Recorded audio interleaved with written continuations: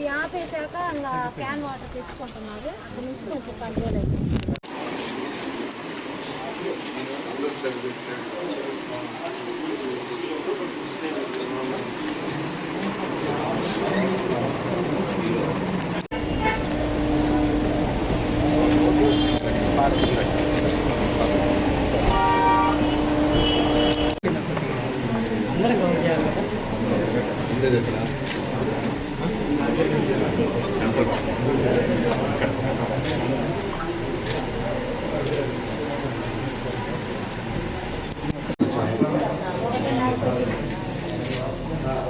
వచ్చిన తర్వాత ఎన్నిసార్లు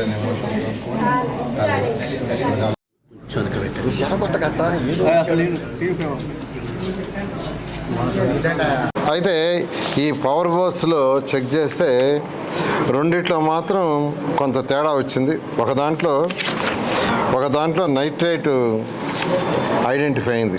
ఆ బోర్ క్లోజ్ చేశారు. అన్ని బోర్లు కూడా క్లోజ్ చేశారు. దీనికి ముందు ఏదైతే కృష్ణా వాటర్ వస్తుందో ఆ వాటరు లీకులు ఉంటే అక్కడక్కడ దాన్ని ఆపారు. దాన్ని ఆపేసి యాక్చువల్గా ఇక్కడ ఈ bore water, power bore water దీన్నే ఇచ్చారు. అంతకుముందు ఇస్తుండింది కృష్ణా వాటర్ని, రా వాటర్ ఇక్కడ తీసుకొని దాన్ని ట్రీట్మెంట్ ప్లాంట్లో ట్రీట్ చేసి వాటర్ రిలీజ్ చేసేవాళ్ళు. దాన్నే తాగటం చేసేవాళ్ళు. అయితే వాటర్ కంటామినేషన్ ప్రాబ్లం వచ్చిన విషయం అందరికీ తెలిసిందే. అయితే ఇంతవరకు అది ఎగ్జాక్ట్గా ఎక్కడ అనేది క్లారిటీ ఇంకా రాలేదు. దాదాపు 80 కేసులు ఇంతవరకు యాక్చువల్గా రావటం జరిగింది. ఇప్పుడే నేను పిహెచ్ హాస్పిటల్ కూడా పోయి వచ్చాను. అక్కడ ఒక 6 కేసులు ఉన్నాయి. అయితే 6 కేసులు కూడా ఇవాళ మధ్యాహ్నం వచ్చినాయి. ఒక కేసు మార్నింగ్ వచ్చింది. 11 గంటల తర్వాత ఒక 2 కేసులు, తర్వాత 1 గంట ప్రాంతంలో మిగతా 3 కేసులు. అన్నీ స్టెబిలిటీగా ఉన్నాయి. అయితే ఇప్పుడే నేను డిహెచ్ఎంఓ దగ్గర కృష్ణా నుంచి వచ్చే వాటర్ని 5 days ఆపారు.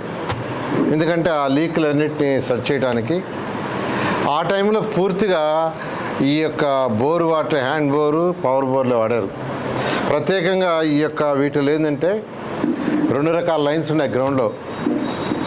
ఒకటి కృష్ణా వాటర్ లైన్ వేయకముందు, అంతకుముందు పవర్ బోర్లు వేసుకొని అక్కడ లైన్లు వేసుకొని పబ్లిక్ ట్యాప్స్ ఉన్నాయి. పబ్లిక్ ట్యాప్స్ ఆ 7 పవర్ బోర్ ద్వారా పబ్లిక్ ట్యాప్స్ ఉంటాయి. వాటి నుంచి నీళ్ళు పట్టుకుంటున్నారు. అయితే కృష్ణా వాటర్ వచ్చిన తర్వాత గ్రౌండ్లో మళ్ళీ సపరేట్ లైన్ వేసి దాని ద్వారా ఇంటింటికి వాటర్ ఇస్తారు. ఇంటింటికి వాటర్ ఇచ్చే సిస్టమ్. ఆ ఇంటింటికి వాటర్ ఇచ్చే సిస్టమ్ని వాళ్ళు ఆపారు 5 రోజులు. మొత్తం 39 కేసులు మొత్తం డిఫరెంట్ హాస్పిటల్స్లో, అంటే ప్రైవేట్ హాస్పిటల్స్ కావచ్చు, గుంటూరు కావచ్చు, నరసరావుపేట కావచ్చు, ఈ యొక్క యూపీహెచ్ మారుతినగర్ హాస్పిటల్ కావచ్చు, ప్రైవేట్ హాస్పిటల్స్ కావచ్చు, వాటిల్లో 39 కేసులు ఉన్నాయి. అయితే అన్నీ స్టెబిలిటీగా ఉన్నాయి. అయితే ఒక 2 కేసులు యాక్చువల్గా డిహెచ్ఎం గుంటూరులో చనిపోయినాయి అన్నారు. దాని డీటెయిల్స్ తీసుకుంటే వాళ్ళు డిఫరెంట్ కాజెస్తో చనిపోయారన్నారు. జాగ్రత్త తీసుకోవాల్సిన అవసరం ఉంది.